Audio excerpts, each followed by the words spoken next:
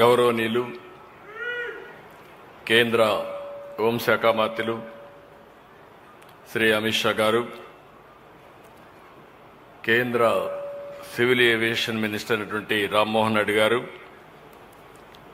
కేంద్ర ఉక్కు శాఖ సహాయ మంత్రి శ్రీనివాస్ వర్మ గారు, కేంద్ర హోంశాఖ సహాయ మంత్రి బండి సంజయ్ గారు, ఉప ముఖ్యమంత్రి మిత్రులు శ్రీ పవన్ కళ్యాణ్ గారు, రాష్ట్ర మానవ వనరుల శాఖ మంత్రి లోకేష్ గారు, రాష్ట్ర హోంమంత్రి అనిత గారు, రాజమండ్రి పార్లమెంట్ అధ్యక్షురాలు రాష్ట్ర బీజేపీ అధ్యక్షురాలు శ్రీమతి పురంధేశ్వరి గారు, కేంద్ర హోంశాఖ కార్యదర్శి గోవింద్ మోహన్ గారు, NDRF director general Piyush Anand గారు, ఇతర అధికారులు, ఎన్డీఆర్ఎఫ్ 10వ బెటాలియన్ దళ సభ్యులందరికీ పేరు పేరున మనస్ఫూర్తిగా నమస్కారాలు, అభినందనలు, శుభాభినందనలు. ఈరోజు మనందరం చూస్తే సౌత్ ఇండియాకు 5 రాష్ట్రాలకి యూనియన్ టెరిటరీస్కి అంతటి కూడా ట్రైనింగ్ ఇచ్చేట్టుగా ఎన్డీఆర్ఎఫ్ ఇక్కడ పెట్టాం. ఎన్ఐడిఎం కూడా ఇక్కడనే క్యాంపస్ 2 కూడా ఒకటి ఇనాగరేషన్ చేసుకున్నాం. ఒకటి 20వ రైజింగ్ డే సందర్భంగా ఇక్కడ మనం సమావేశమయ్యాం. మీ అందరికి కూడా 20వ రైజింగ్ డే సందర్భంగా మనస్ఫూర్తిగా ఆంధ్రప్రదేశ్ రాష్ట్ర ప్రభుత్వం తరపున శుభాకాంక్షలు తెలియజేస్తున్నాను. ఆనాడు ఎన్డీఆర్ఎఫ్ పెట్టాలని బైఫర్కేషన్లో పెట్టడం, దాన్ని ఫాలో అప్ చేసినప్పుడు 2014లో ఎన్డీఏ ప్రభుత్వం ఆనాటి మంత్రి హోమ్ మినిస్టర్ అయినటువంటి రాజ్నాథ్ సింగ్ గారి చేతుల మీదుగా ఫౌండేషన్ వేసుకున్నాం. అదే మరి national institute of disaster management క్యాంపస్కి అయితే 2018 అప్పటి ఉపరాష్ట్రపతి వెంకయ్యనాయుడు గారి చేతుల మీదుగా శంకుస్థాపన చేసుకున్నాం. ఈ రెంట్కు కూడా దగ్గర మనం చూస్తే 50 ఎకరాల భూమి ఇచ్చాం. ఈరోజు పూర్తి క్యాంపస్ పూర్తి చేసి అమిత్ షా గారి చేతుల మీదుగా ఈరోజు ఫౌండేషన్ మళ్ళా ఇనాగరేషన్ చేసుకున్నాం. దీనికి మనస్ఫూర్తిగా కేంద్ర ప్రభుత్వాన్ని అభినందిస్తున్నాను. ఆ రోజు స్టార్ట్ చేసింది కేంద్ర ప్రభుత్వం, ఎన్డీఏ ప్రభుత్వం. మళ్ళీ ఈరోజు మనం దీన్ని ఇనాగరేషన్ చేసుకోవడం కూడా వారి చేతుల ద్వారా చేసుకునే పరిస్థితికి వచ్చాం.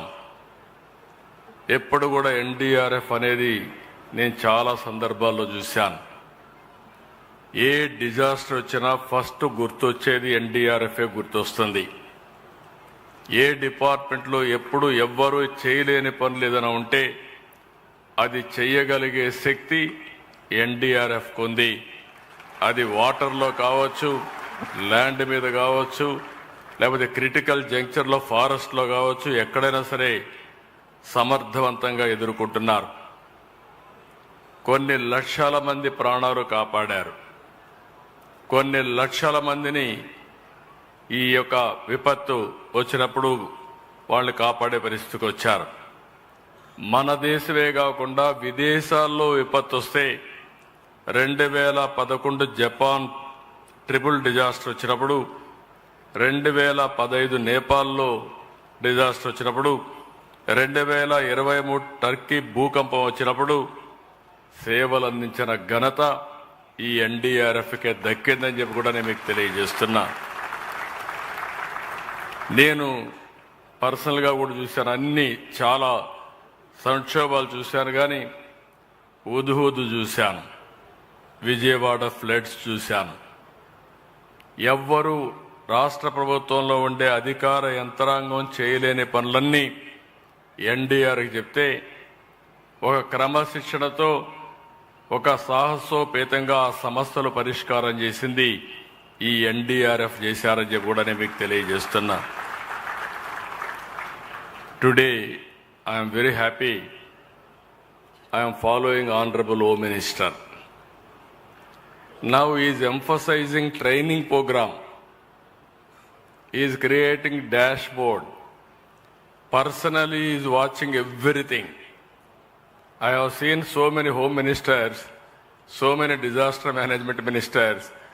Today I am seeing very, very important leader who is bothered about disaster and also not only creating equipment or human resources, but at the same time, how to train them meticulously is focusing. I really appreciate him. I thank him on behalf of our people. You are seeing as on today, our Home Minister is very, very determined. He wanted to protect every citizen in the country, nook and corner. It may be any law and order problem, he wanted to address very effectively. It may be terrorist problem or Naxalite problem or some other issue. Every issue is working very effectively. Sometimes I am jealous. He is working very hard, just like machine. Earlier I have seen so many politicians always cutting ribbons and giving speeches, not going details. I am seeing a person who is going to details with minute details. Just now, NDRF has given a presentation. And also all equipments what they are using, they have given presentation. Home Minister is watching very closely.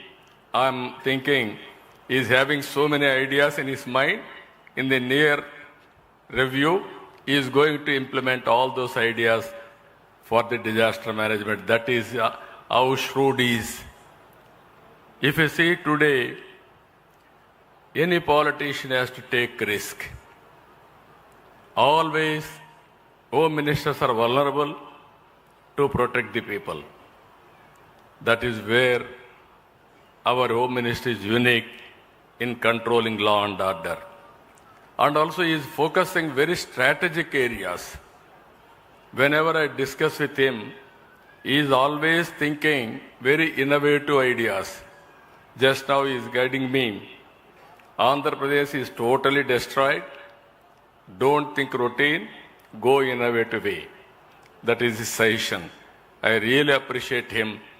Innovative way we have to approach, then only we can solve the problems which are all very, very serious in nature.